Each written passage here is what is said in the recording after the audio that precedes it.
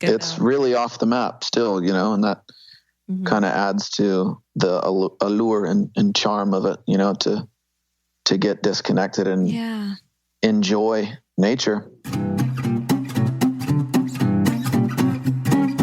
Welcome to the Budget Minded Traveler podcast, your source for the everyday inspiration and practical tips that make international travel accessible to everyone. Hey guys, we're back for the rest of the conversation with Ford Quarterman from Where's the Gringo, whom we first met back in episode 81. He just spent 2.5 years driving from the U.S. all the way down to Argentina on the Pan American Highway. He was in Colombia when we first chatted with him, and then he and I actually met up in person and spent about 5 weeks traveling through Patagonia together in December and January of this year, 2017, 2018. So if you missed the last episode, check that out, because in that we recap the last part of his journey down the Pan Am. He gives a bunch of good advice and some reflections about what it felt like to end such an epic trip after so long. And today we're continuing the conversation. Literally, I cut it off last time because it would have been way too long for one episode. So today we're talking about the part that Ford and I did together, which was the Carretera Austral in Chilean Patagonia. And you're about to hear what that is all about in case you have no idea. So I'm going to pick it right back up where we left off with Ford and I. And we are about to take you back to Patagonia with us. So here we go. We're so grateful to Osprey Packs for partnering with us and supporting the podcast. So please stay tuned for more about them later on. I have an opportunity for you to join me in real life for some real travel. Here's the latest Jump Adventures update. We are going to Greece for a bike and boat island hopping adventure this May 9th to 16th, 2025, and we still have space left. Check out jumpadventures.com to learn more and book now. We're going to have a yacht all to ourselves with ensuite cabins on board, so you get to sleep in the same bed every night as we start in Athens and make our way west toward the island of Corfu. You'll have your own bike for the week, e-bike if you want one, for cycling the islands as we go, in between meals crafted by our private chef on board, and all the relaxing you want to do on the top deck under the Mediterranean sun. These bike and boat adventures are our most carefree and relaxed trips. All you have to do is say yes and show up, and there's still space. Head over to jumpadventures.com to grab your spot now, and we'll see you there. We are going to get into how we did the Carretera Austral, and that means the Southern Highway. It's a part of Chilean Patagonia that basically is a road that they have only recently built to connect towns that were previously only reachable by boat. And now you can drive the whole thing, although there are required, obligatory, is that the word? Nice. Ferries. Nice word. Oh, thanks. Along the way. But you can do it in a car. And once you get down to the bottom, there is even a ferry you can take out the very end, but it's super expensive. So we didn't do it. We actually drove. We had to backtrack a little bit up and around into Argentina. But this is the most epic road trip possibly in the world. I mean, I haven't done all the road trips in the world, but I would think that any other road would be hard pressed to beat out the Carretera Austral. No doubt. In terms of beauty and adventure and just wild side. For the outdoor adventure lover, this is the ultimate playground. Yep. And so let's talk about our adventure there. Well, absolutely. And just to, absolutely. After the first podcast we made, I listened to it and I was like, it was a good podcast, but I just felt like I just said, well, absolutely, Jackie, like 100 times too many. Like you're your own radio show host or something. Stop taking my job.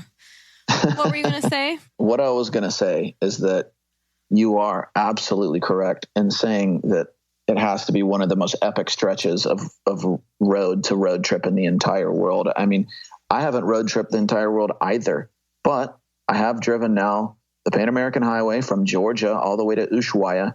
And 2 summers ago, I road tripped through about 10 or 11 countries around Europe. So I had the kind of classic Euro road trip as well. I haven't been everywhere, but I will say this stretch of the Carretera Austral in in Patagonia in Chile, I mean, and the entire Pan American Highway, it might have been my favorite stretch. You know what I mean? It is. Been? I'm really curious what might have been better than that. The northern deserts of Peru were up there. I'm just kidding. That's like one of the worst places. Don't ever road trip through the northern deserts of Peru. Well, I guess you got to if you're going to do the trip, but just blow right on through there. But the Carretera Austral, I mean, we're talking fjords that look like they're in Norway, glaciers that look like they're in Antarctica, mountains, big green, just jagged mountains and volcanoes like they're in Iceland. I mean, waterfalls. I mean, some of the vegetation we'd be going on hikes through the forest, and we'd be looking around and be like, this isn't a forest. This looks like a tropical jungle. This looks like Costa Rica. Jackie and I would agree. Jackie and I have both spent a lot of time in Costa Rica, and it's just it's so crazy. It's a crazy place. You know, it seems like every 50 miles has its own microclimate and its own, or even less than that, weather system. It was so crazy. Every 5 miles. Yeah. And to put this into context for you guys, if you have no idea what we're talking about, if you were to look at a globe, look at a map, and go all the way to the bottom of South America, the bottom portion of Chile is what we're talking about. It starts at about 43 degrees latitude south. And that equivalent in the United States is going to be somewhere around Oregon and north. So it's way, way, way south. And it goes down. I mean, Ushuaia is 55? 50. Is it 55? So I think it's almost 55. But this is why it's so crazy to be way down there and experiencing a tropical jungle. I mean, literally tropical jungle, like everything from sweat just dripping off of you to vines and ferns. I mean, it's like you're in moss and lichen growing everywhere. It was just like so crazy to experience. You almost expected monkeys to be jumping down there. I know. And then while you're doing this, you're hiking and you're sweating in a tropical jungle. Your ultimate goal is to get to the viewpoint where you see the glacier. The hanging glacier. You remember?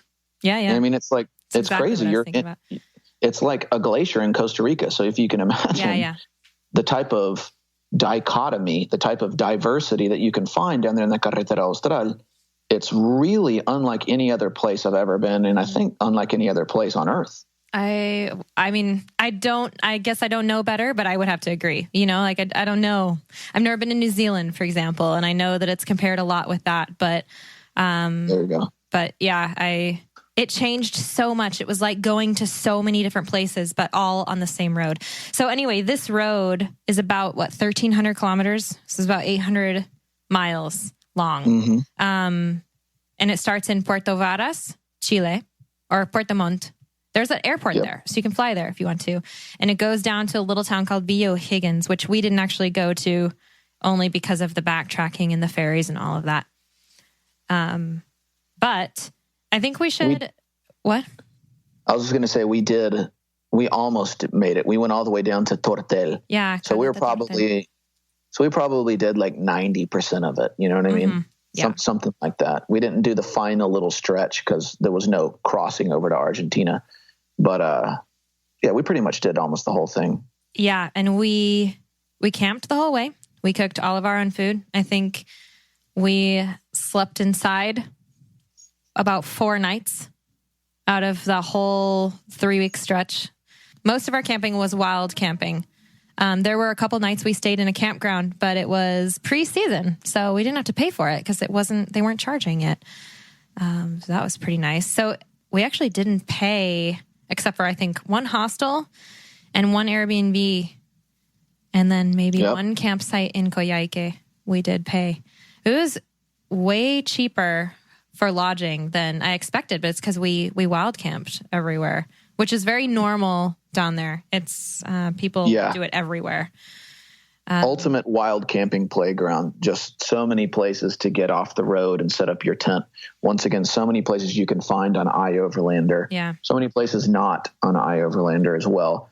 But just, man, the best wild camping I've seen since the United States. You know what I mean? And when I say that, I don't know, throughout Latin America, it's not... wild camping isn't it's not in their DNA. It's not part of the lifestyle like it is in the United States with U.S. national parks and U.S. forestry land and BLM land and all these places, rest stops, pull over and sleep on the side. Throughout a lot of Latin America, they don't have that mentality. You can make it happen. It's just a little more difficult to. But here in the Carretera Austral, it's like welcomed. Pull off the road, set up your tent, stay for a few days. Mm-hmm. It was really nice. I loved it. The one thing you need is baby wipes. For sure, baby wipes. Break out those baby wipes for the baby wipe showers. We did a lot of that. Or a super high tolerance for cold water, because that's the thing. It's like there's plenty of places to take those wild baths in the rivers and the waterfalls. But I mean, you were talking about glacial melt. Mm-hmm. Yeah. Oh, yeah. Freezing. We actually did that once with biodegradable soap in a river. It was my first river bath. Do you remember that? It was like our first campsite. It was like day 2. We did a waterfall hike, and it was one of those hot hikes. It was like tropical, and we got down, and it was still sunny out, so we decided to get in the river. Yeah, and it was nice. It wasn't. I mean, it was freezing, but it felt nice, didn't it? And it was refreshing for sure. Yeah, that was a good one. The other thing you definitely need if you're going to go without proper bathing, and I would say bring this with you if at all possible, something for your feet or your shoes, because oh my goodness, we had some issues with the smell of the shoes. What can you bring? Like odor, maybe some baby powder or something to put in your shoes to offer. A flamethrower to set them on fire and bury the ashes. Seriously, if you're doing this, bring something for the shoes. And absolutely. The baby wipes need to be antibacterial. They need to have alcohol in them so that they can actually kill the bacteria. Right, and it's not just something to clean your shoes or to like air them out, but bring an extra pair of shoes or like slippers or sandals, and obviously with wool socks that you can slip on and walk around the campsite or wherever you're staying at the end of the day, to let your feet air out and let your shoes air out before you get in the tent. Because if you're going straight from hiking boots to the sleeping bag, then your tent is going to suffer, and so is your camping partner. And I just want to publicly apologize to Jackie right now, because I think I might have permanently burnt her nostrils for life. Those a couple times, and we were coming off of like 12-hour hiking days or like even multiple day activities, and I'd take the shoes off, and it was like I think the flowers just like immediately wilted around us. The birds scattered like there was an earthquake coming.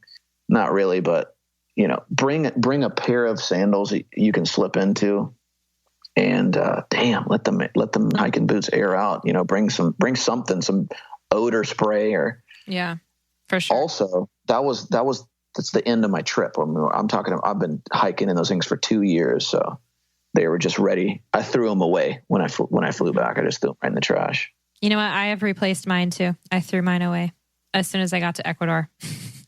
Yeah, it's rough. I mean, it's rough, but it's totally worth it. I think if you can commit to just getting dirty and having an adventure and, wild camping and just being free for a few weeks, do it. Because, it took us 3 weeks, which I do think is a good amount of time, but it's just, it's worth it. It's really, really worth it. Someone asked after I posted this about, what if we wanted to not camp? Like, what if we wanted to stay in hotels? I thought about that, and you would be so limited to these tiny little villages that are very few and far between. You'd be so limited, and you'd have to stay in the towns. And we hardly ever stayed in the towns. The towns were not the attractions. And so I wouldn't wish that upon you if you're going all the way if you're going all the way down there. Really, the best way to do it is camping. At least get a house on wheels if you don't feel comfortable in a tent. Rent an RV of some sort when you get down there, which you can do. There's plenty of rental companies. A lot of people were doing that. They have a lot of. There's rental companies down there that have cars with like pop-up tents on the roof. Wicked Camper is a big one down too. They have vans that are converted, and we saw a lot of people doing that. So if you don't have your own vehicle, you could get something like that. I do not recommend hitchhiking, even though there's a lot of people doing it. Were you just going to say that? I was going to say, if you don't have a car or the money to rent one, you get a hitch. Definitely hitchhike if you're adventurous enough up for it. I haven't seen such a high concentration of hitchhikers as I did down there along the whole Pan Am. There were a lot, but I don't know. I felt much better being able to say, wow, what's this spot on the map? Let's go find it. Like when we got to go out to the beach because we had our own car, and that beach, or Futaleufu, for example, like these are both diversions off the main highway, and I would consider them both must-dos if you have your own vehicle. Futaleufu is towards Argentina, and oh my goodness, the river there. It's what was it? It was in the top 5, I think, rated by National Geographic as one of the top rivers to raft in the whole world. When we were there, it was actually the Futaleufu. Futaleu what? Futaleufu? Futaleu, huh? You remember how long it took me to start pronouncing that right? Yeah, and now everyone's listening like, what is she saying? I'll put a link to all the stuff is in the show notes. And you can always look at the post about this too. The Futaleufu River, it was actually closed to any watercraft while we were there because it was so high.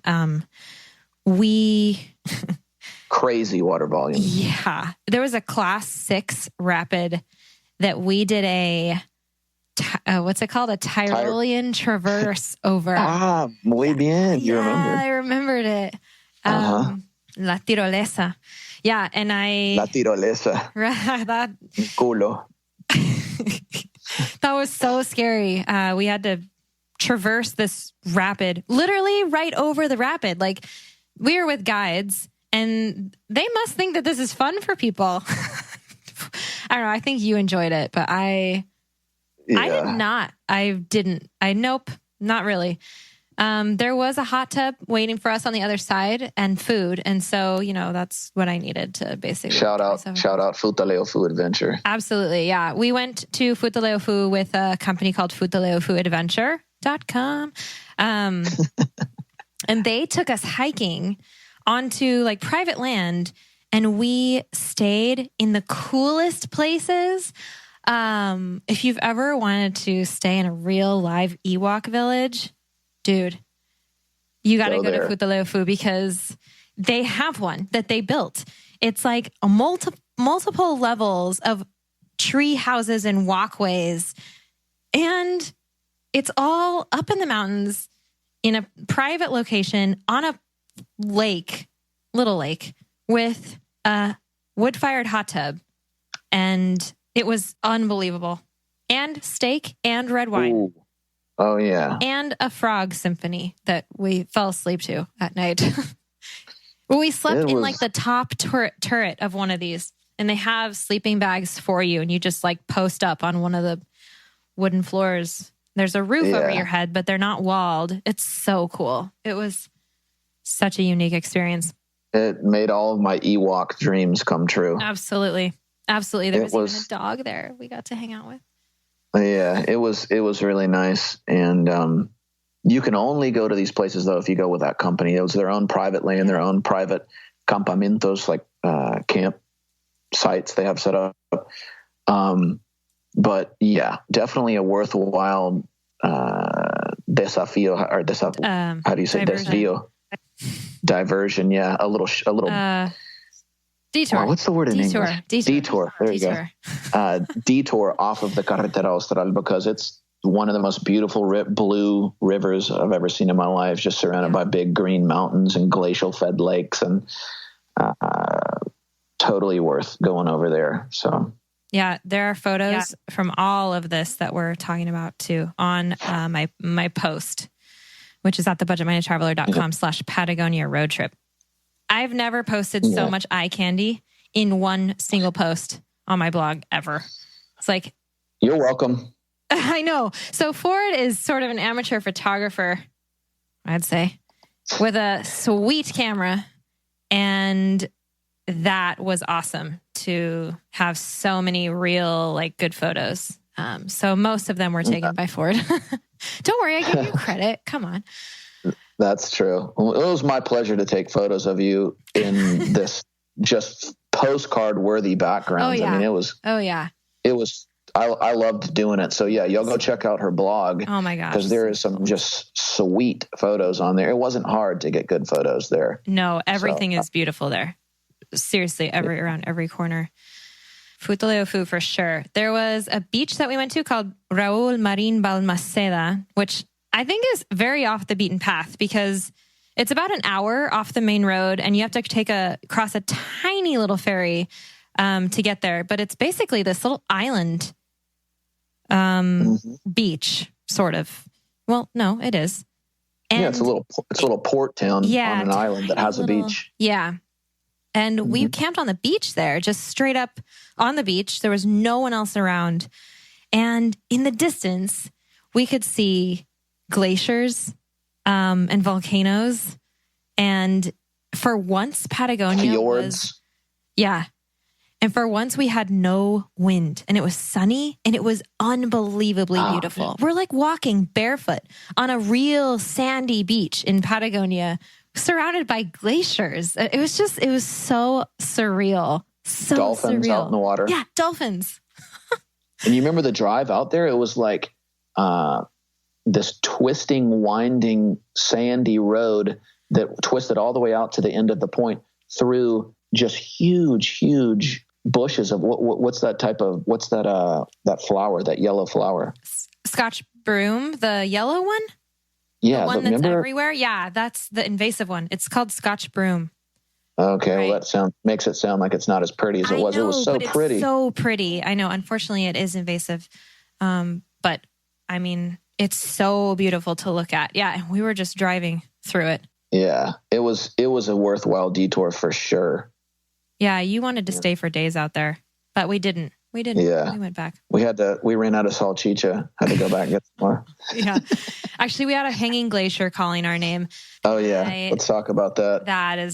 That's like, it looks like heaven on earth. Like, it didn't look real. It looked like Pandora, maybe, like the hanging, weren't there like the floating mountains? You know what I'm talking about in Avatar? Yeah. Like the floating mountains. Yeah. When they had like waterfalls coming off of them and things. That's kind of what it reminds me of. Yeah. Y'all can see it. It's the very first picture on Jackie's blog post. You scroll down and it's just this deep blue, actually kind of bright blue glacier that's hanging off the side of this mountain and it's melting into two. And we had some debate about this, how big the waterfalls were, but we finally kind of verified online. The waterfalls that are coming out of this glacier and just spilling down into this majestic valley are over 1,000 feet tall. Oh, so insane. You can imagine it, and it's far off in the distance, but you get a good solid look at it. But it really just kind of plays tricks on your mind. Like you can't comprehend what you're seeing because the water is just falling out of this glacier and it's falling so slow out of a freaking bright blue glacier. You got to at least look at this picture if you don't go yourself. It's unbelievable. But would you say, I mean, it's obviously one of the highlights of the Carretera Austral, but would you say it's the must-see? I don't know. It's kind of hard to pick. I know it is. But you know what? If I have to pick one single image by itself, I think that this would be it. Yeah. The other thing that comes to mind is Cerro Castillo. But right. I can't really choose now that I thought about that. But this is pretty unreal. I think this probably does beat it. Like just as just one scene by itself, this is unbelievable. Unbelievable. Yeah, you're right. Maybe not the must-do activity because there's obviously so much more behind a picture, but maybe like the most awe-inspiring, captivating still shot image you could have of a destination on the Carretera Austral would be Queilat, el ventisquero colgante in Parque Nacional Queilat. It would be that. Yeah. So that's no one's going to understand what we're saying. The names are kind of tricky. But ventisquero, we learned this. Ventisquero means it means a glacier that's like hanging to the side of a cliff. That's why they don't the word in Spanish is a little different than, because they also have glaciar, but this isn't in glaciar. It's like ventisquero. They use ventisquero all over. It's not a proper name. It's a name of the thing. So ventisquero is a glacier that's being like pushed over the edge of a cliff by the wind. That's what I learned. Yeah. That's what I learned. And colgante means hanging. And so this is ventisquero colgante, which just kind of literally means hanging glacier, but it's Queulat National Park. And so that's how you find this particular one. And there's notes for all of this in my blog post as well. But yeah, absolutely. This is a must do. We'll come right back to that. Let's take a moment now to thank our wonderful show sponsors. Osprey is the market leader in technical outdoor, travel, and everyday packs. And I've personally used Osprey packs since 2015. My favorites are the Fairview Trek 50 for multi-day hikes, the Cirrus 24 for day hikes, the Transporter Rolling Duffel 60, which is my trusty check luggage for faraway adventures, and of course, the countless packing cubes I use to organize everything that goes in them. We are proud to support each other on the podcast and beyond. We love getting outside, and we want to see more people outdoors. So find out more and join us at osprey.com. Mind-blowing to see in real life. We stayed up there for hours, just kind of just looking at it and just kind of rubbing our eyes and blinking. And just, it's like the longer you look at it, the crazier it gets. So we'll move on. Yeah.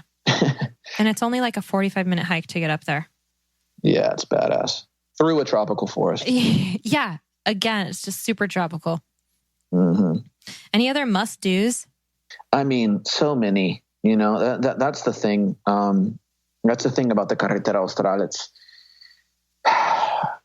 There's just one thing after the other. One thing after the other. It's like the greatest hits all together, like all pushed together. And that's why there's so much buzz around the Carretera Austral. And that's why it's becoming such a bucket list activity and destination, is just because it is this 1,300 kilometer stretch down into Patagonia, about 800 miles or so. But every single day there's something beautiful and crazy to see and different. Especially if you love to hike. Yeah. If you're an outdoor lover. If you're an outdoor lover. If you're not an outdoor lover, then what are you doing? Well, here's the thing. You could be an outdoor lover, but you might be running or biking the road. And then where's your energy to do all the extra hikes, So it depends on how you're doing it. Because we met people who were doing it that way and they didn't do the hikes because they were expending their energy in other ways. So that's true. I want to say that we haven't been giving a lot of details, and I have details about everything that we did, including every campsite, even down to how much gas cost in places and times for park openings, routes, the map. Everything is really super detailed in the post at the Budget Minded Traveler BMT.com/Patagonia road trip. So if you are interested in doing this, the post is going to be your best resource for the questions that you might be asking about how to actually do all of these things. And all of this will be linked to in the show notes as well. Okay, so after that national park, we went to Coyhaique, and I really, really liked Coyhaique. Coyhaique is the largest town on the whole Carretera Austral. So I think it's about 50,000 people, and it's a really good opportunity to kind of recoup, restock, regroup. That's where we picked up Ford's brother and his girlfriend. And we stayed there for a few days, actually, to get our laundry done, and we found a cerveceria there and had some beer and just kind of chilled. I got some work done. So Coyhaique is a good stopping point in the middle. And there is an airport there, Balmaceda. And Sky Airline, which is Chile's cheap airline, they fly there. So it's actually pretty accessible as well. And there is a good campsite there called El Camping that is really close to the brewery that was actually pretty good. So yeah, it was pretty cool. Then from Coyhaique south, the landscape drastically changes. It's so crazy because Coyhaique is like, you look on the map and it's pretty much geographically the halfway point of the Carretera Austral. And it's so crazy because it's like someone drew an imaginary line through the earth and was like, okay, from here south, the landscape is going to turn more dry and more arid and more conifer trees and less tropical, right? And it's like just so fast. With the snap of your finger. And all the tropical stuff we're talking about looks like Costa Rica, lichen and moss. That's pretty much all on the northern half of the Carretera Austral. There's a few places that are kind of more like tropical on the southern half, but they're few and far between. And it's still beautiful. It's extremely beautiful, the southern half. It's just beautiful in a more different way. You remember we were going to pick my brother up and you're like, I feel like I'm back in Montana. Oh, yeah. And I loved it. It was so cool. It was just wide open spaces. The trees were a lot different. There were wildflowers everywhere. Do you remember all the lupins? Yep. It was so beautiful. I really loved it. And it's funny because I think I liked it better, like in the arid, a little bit drier, like it felt a little more comfortable. And you liked the tropical better. Apparently you like sweating a lot. It was just hot and tropical. It really was, but it did. We also had a really good weather. It's worth mentioning that we met a guy actually on the road. We pulled over for a little pee break. Little snapshot into the real Carretera Austral, real road trip life. I mean, this is desolate area. You go miles and miles and miles without seeing a bathroom. You got to get, if you go down to the Carretera Austral, you got to be the type of person who's cool. If you're a woman, with pulling over and peeing on the side of the road, you know? Absolutely. And, we were doing just that. And a guy pulled over. He was like, hey, I saw the Georgia license plates. You guys from the United States? And he was another American guy who... He was from Montana. He's from Montana, of all places. So random. He was from an hour away from where I'm from. Exactly. And so that you and him kind of vibed out about Montana for a bit. But you remember what he told us? He said, man, you guys picked a good time. It's been like the sunniest, most beautiful December in history down here. And it's because we were there. We brought the sunshine. And, we can't speak how it normally is, but I guess he can. He's been down there for probably 6 or 7 years, and I think we really lucked out with good weather. Oh, yeah, and it makes all the difference.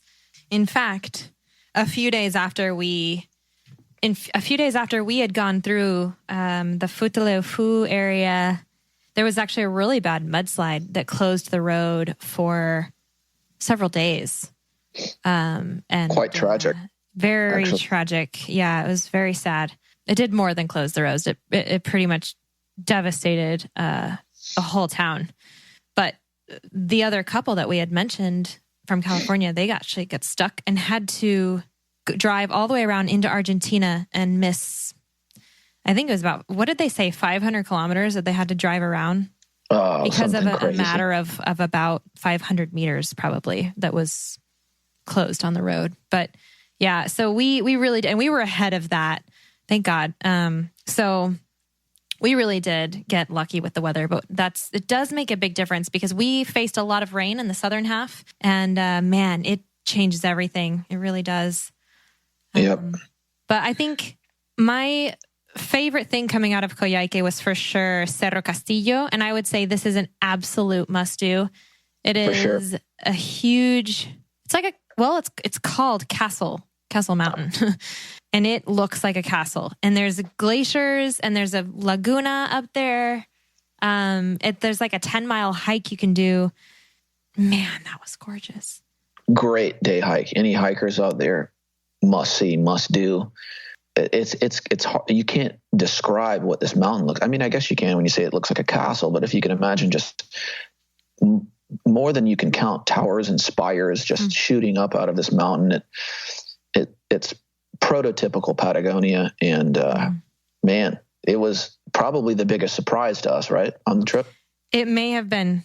Yeah. We just hadn't really heard of it. We hadn't really heard of this mountain until we started. And it's one of those mountains that, shoot, I don't know why it's not on postcards everywhere. I know. In fact, I remember calling it Patagonia's best kept secret because I'd never heard of it before. Yep. And I don't understand why. It's incredible. I feel like it would be the same kind of destination as Torres del Paine or Fitzroy, but it's not. There's no one there. We did that hike by ourselves. It was amazing. Yeah. The first day my brother was there. Shout out, baby bro. Shout out at Casey Quarterman. So then we headed south, and Marble Caves. The Marble Caves. Yeah. And that's something that you've probably seen pictures of. Maybe you have heard of it, yeah. It's popping up all over Instagram. And do you have more of a scientific explanation of how they're formed? It's something with the water and the wind, some sort of erosion thing. I don't. And, I don't. Yeah. And it's on the lake General Carrera, as Neil Drake. Shout out Neil Drake at Neil Drake. With 2 L's. With 2 L's. That's how he pronounces it, General Carrera. And the Carretera Austral. The Carretera Austral. Hugs, Neil. Hugs, Neil. Miss you, buddy. Shout out Hurley. Hope Hurley's doing all right. His little dog. And it's unfortunately the lake that Doug Tompkins died on 2 years ago, the founder of the North Face, who, hey, we can't do this podcast without mentioning him. Mm-hmm. Just a week or two ago, the Tompkins Conservation, which is his conservation efforts, they partnered with the government of Chile, and they conserved and donated and conserved 10 million acres, which is roughly the size of Switzerland, of Chilean Patagonia. And they made 6 new national parks and expanded 3 existing ones for the enjoyment of the wildlife and nature lovers forever. And that was really cool because it was like a joint effort between the Chilean government and some American businessmen, philanthropists. And he unfortunately died in a kayaking accident on this lake 2 years ago. But you know what? His dream came true. And thanks, Doug. Thanks, Chris, his wife. His wife is still heading it up and seeing to all of this amazingness that's happening down there. And we camped in a couple of different campgrounds that exist because of Tompkins Conservation now. And they were gorgeous, just beautiful places. In their national parks. Yeah. Pumalin National Park, we went. And the Cerro Castillo, which we were just talking about, is now a national park. And these caves, these caves aren't a national park, but they're obviously federally conserved. And they're a must-see on that lake. You can take a little boat trip out there. I think it was, $10 each or something? 10,000 pesos each. I can't remember what that is now.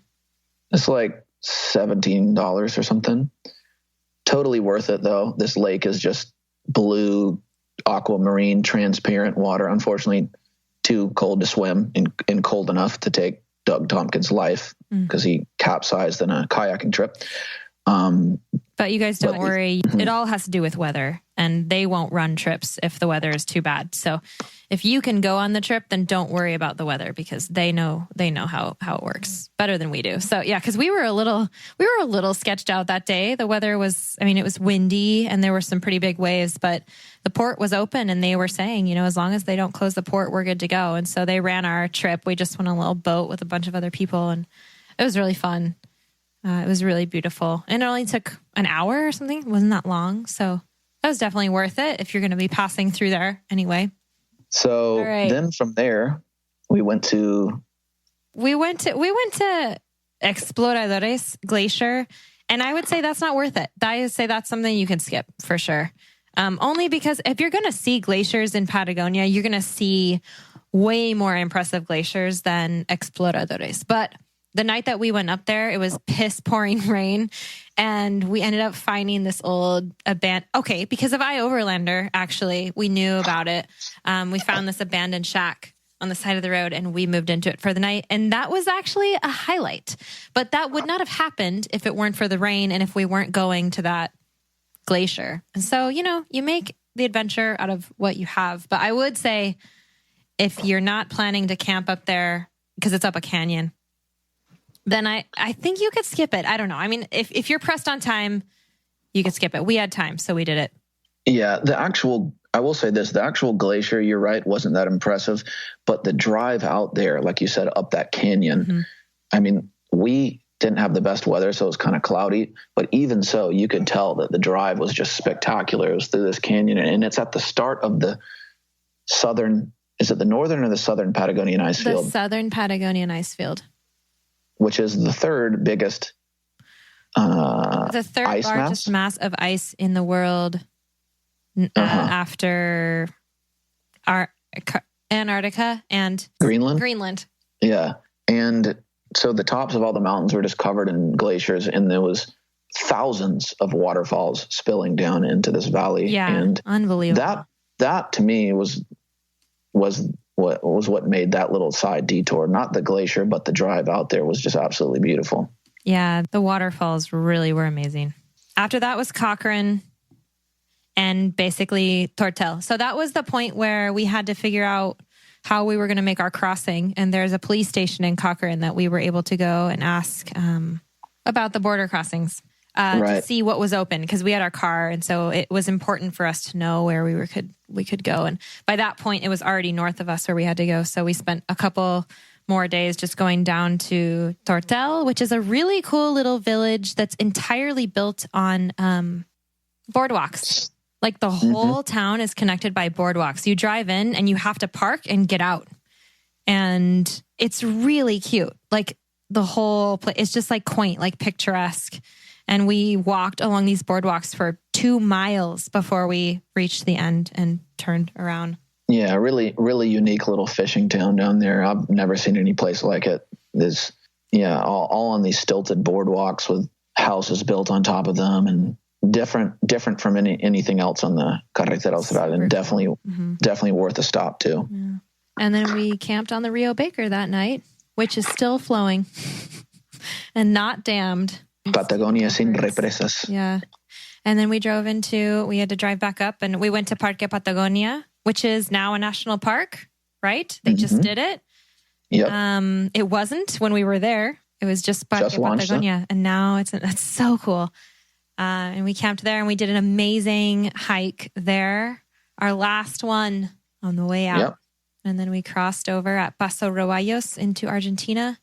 And we drove down to the southern, down to Chalten into the southern Patagonian ice field. I think I said, did we say southern before? Because the other one? No. Yeah, I think it was the northern. Yeah, so Exploradores is part of the northern Patagonian ice field and the southern Patagonian ice field is the big one. That's right. Yeah. Yeah. So 3 weeks on the Carretera Austral. Yeah. And like you said, that seems to be kind of like the perfect time frame to see pretty much all of it. And once again, we didn't go all the way down to VO. Higgins can't speak as to what that place is like. I heard it's pretty cool, but I think Tortel is probably cooler. And once again, we had to turn north to cross the border. We could have spent a month, I think, and done it more thoroughly, but we were pretty satisfied with 3 weeks. Mm-hmm. I was really, really happy with it. And another thing to note is that most of this area is removed from cellular service. We did not have cell signal. A lot of the towns did not have Wi-Fi. Like they didn't even have Wi-Fi at any of the places.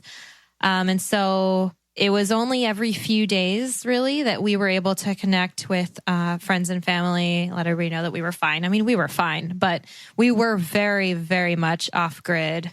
And so you need to be prepared for that as best you can if you're going to be in that region. Because, I mean, Chalten, in the past, Chalten to me is like being off grid. And I was like, wow, Wi-Fi, like we're back, back in civilization in this teeny town in Argentina.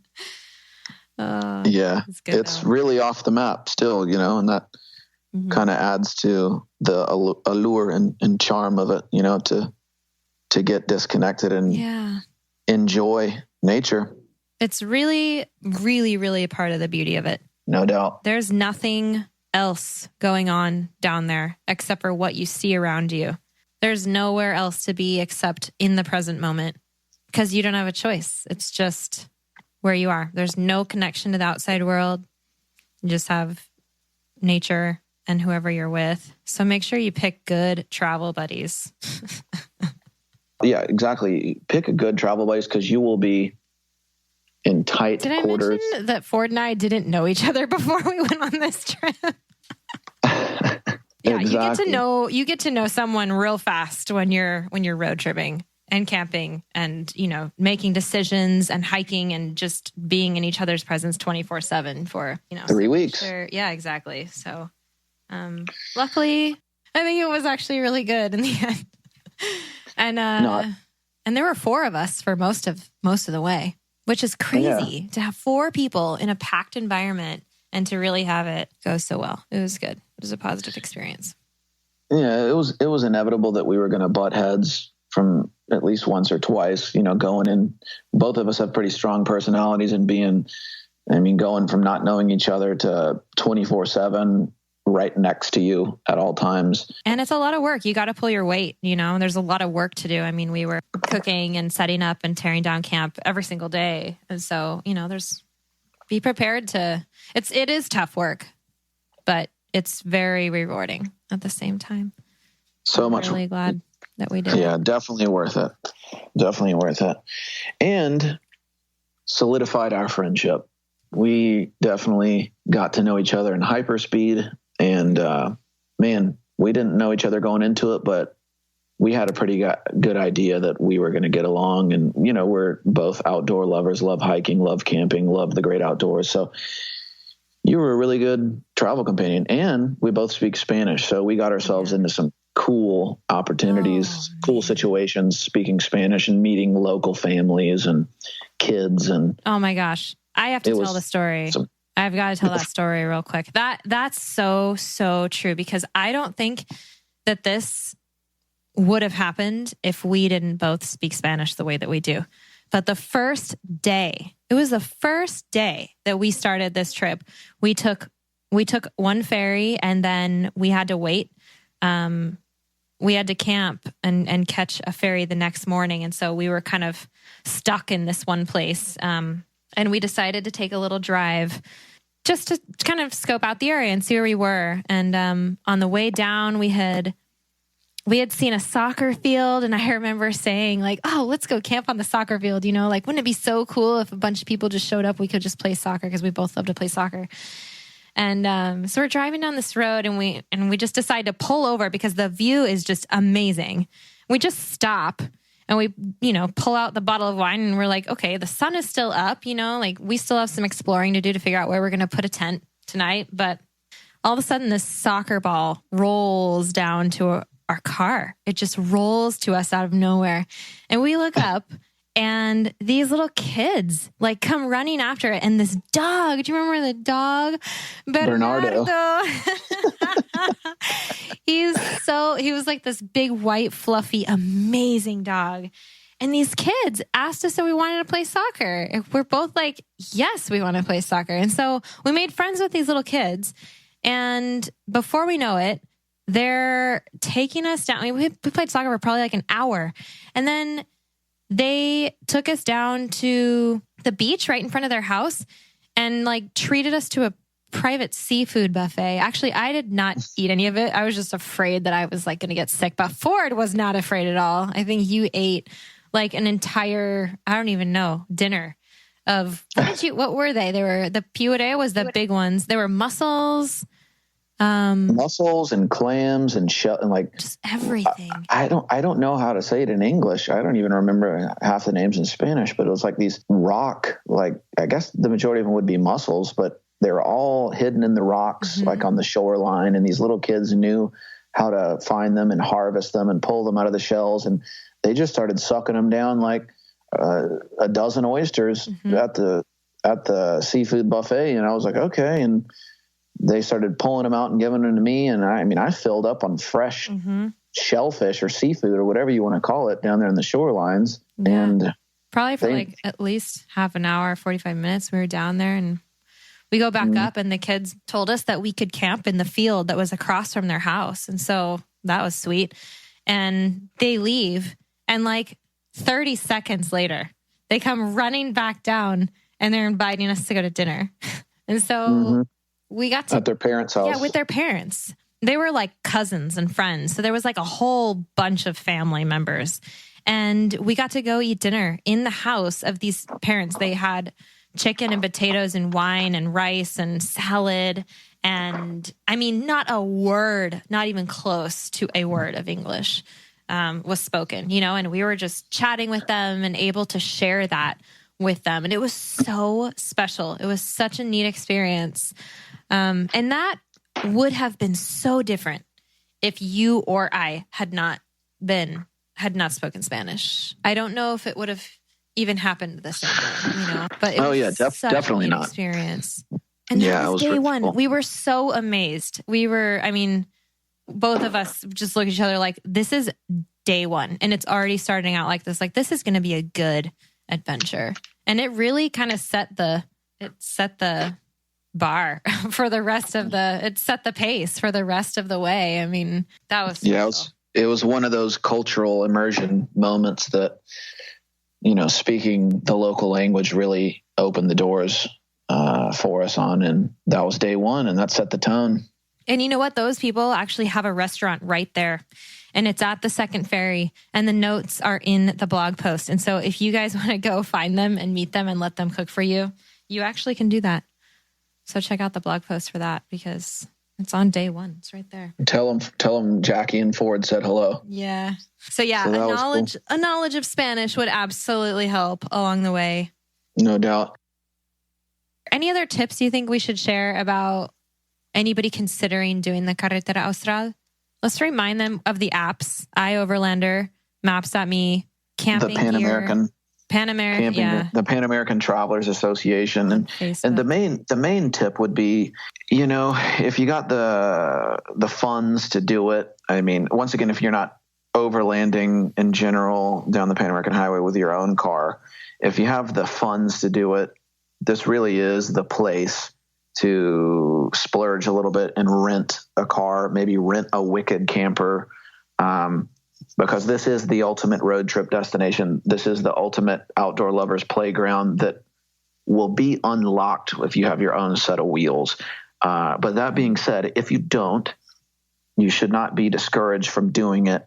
I don't think you'd get the full total experience not having your own wheels. But once again, I did see more hitchhikers here on this part of the Pan American Highway than anywhere else. It's a very safe place to hitchhike, and it's a great place to meet other hitchhikers. We picked up some hitchhikers, and they had met hitchhiking just a few days before, and we would pass groups of 4, 5, 6 hitchhikers that surely they were solo travelers or they were traveling in pairs and couples that had just met on the way. And you can certainly do it. You'd have to be more flexible with your time and a little more flexible with your route.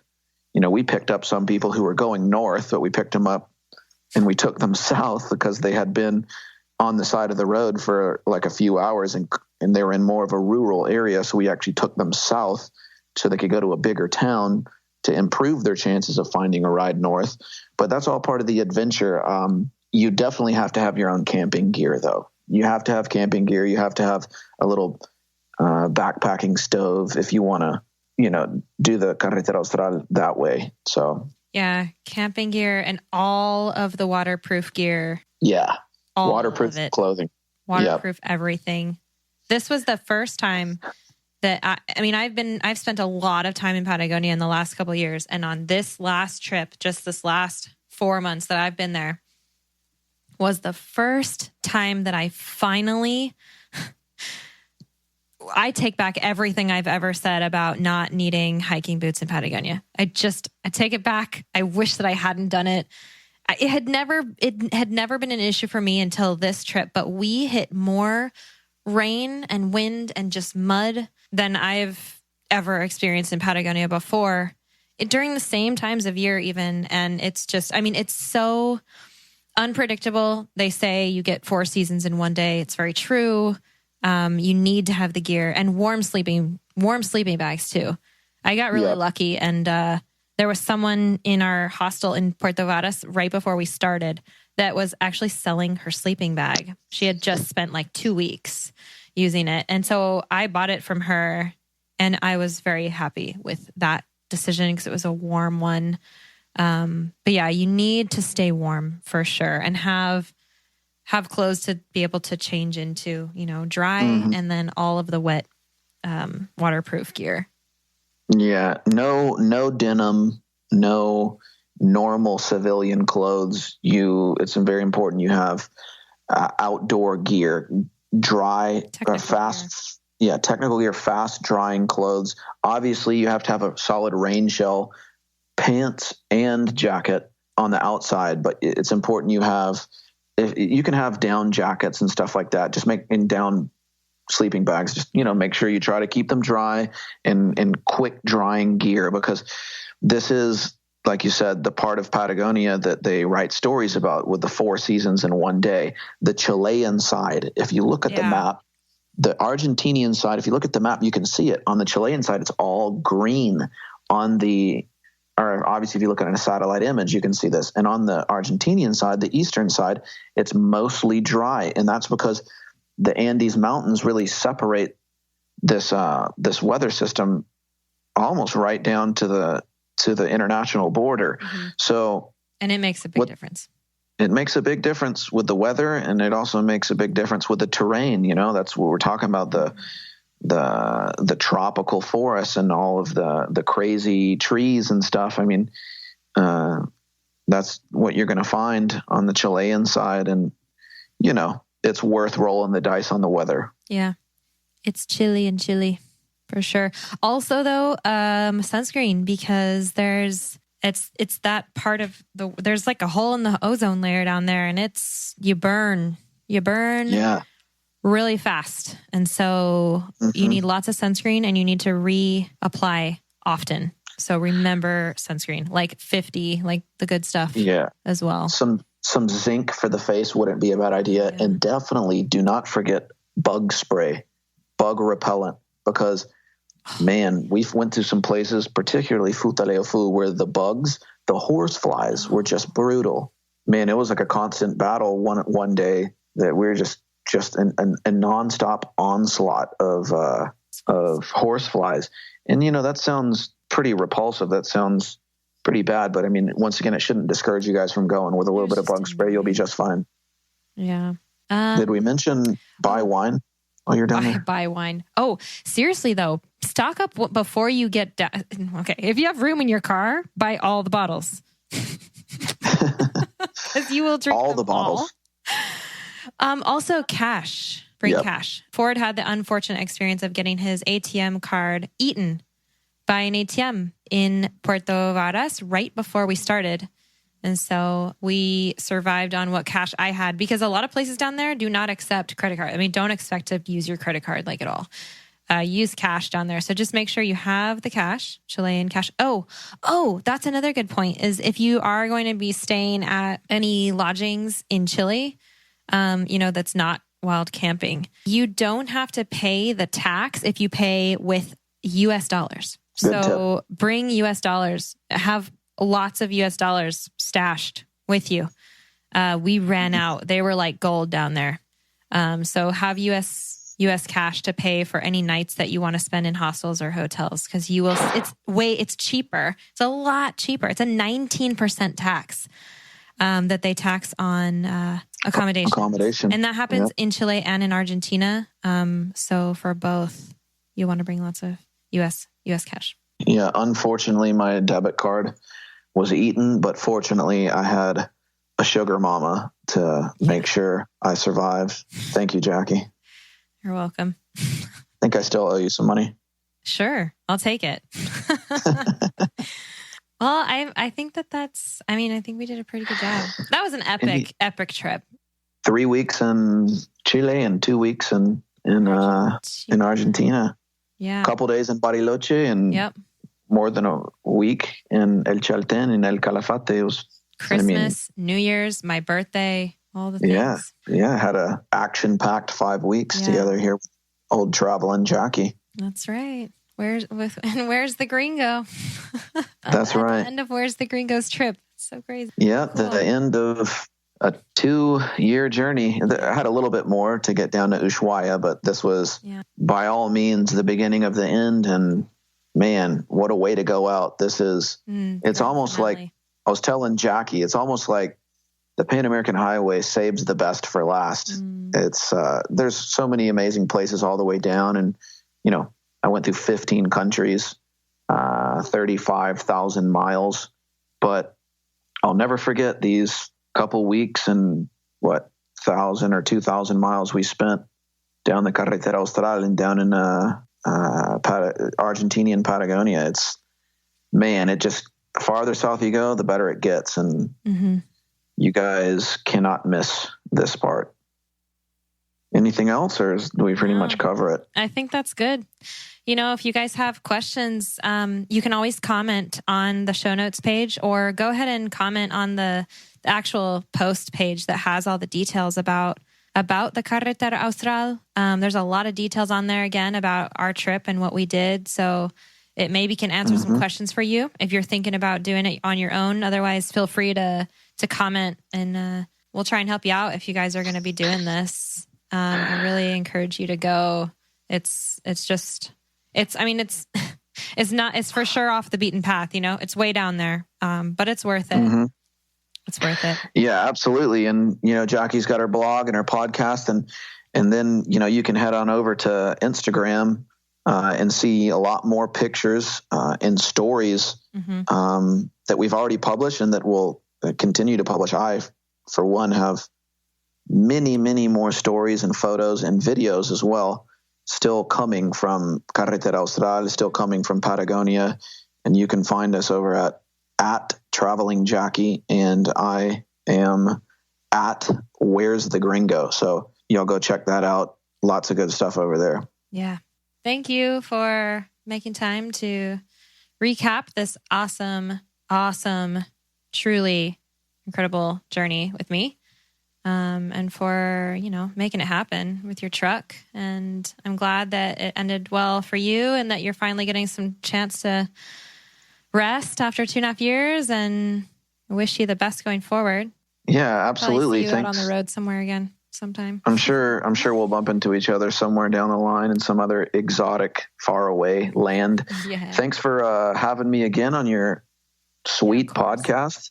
And thanks for joining up for part of the trip, and for a truly epic, unforgettable part of the trip that we made some lifelong memories on. And you were an awesome road trip companion. If anyone ever is thinking about coming on one of these Traveling Jackie led expeditions, one of these group trips that she does, I'm telling you guys, you might only know her through her voice and through her her podcast and her blog posts. But I can tell you, after meeting her and traveling with her with some very demanding and intense situations, I can tell you this girl is the real deal. And man, I can only imagine how cool her her Traveling Jackie led trips are. So if you guys are on the fence about that, don't hesitate in booking one, because she's the real deal, man. She speaks fluent Spanish. She speaks fluent multiple languages, and she's a self-starter and an independent person, and really knows what it takes to make a good trip happen. So you guys make it happen. Thank you, Ford.